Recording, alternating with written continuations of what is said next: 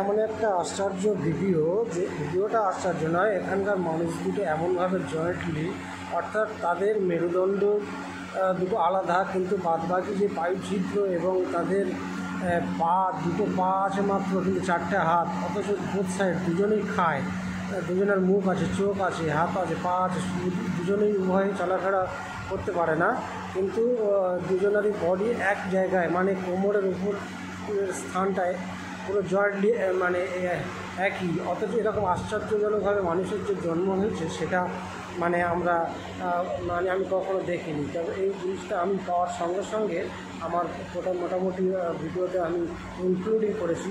অনেক মানুষ দেখলে আশ্চর্য হয়ে যাবেন, যারা কখনো কোনোদিন দেখেননি এবং যারা ঈশ্বর আল্লাহ গড বিশ্বাস করেন, তাদের যে এতে এটা হয়েছে এরকম অনেকে বিশ্বাস করেন, কিন্তু কিছুই নয়।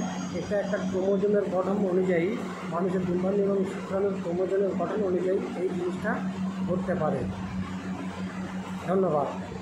ভালো লাগলে সাবস্ক্রাইব করুন।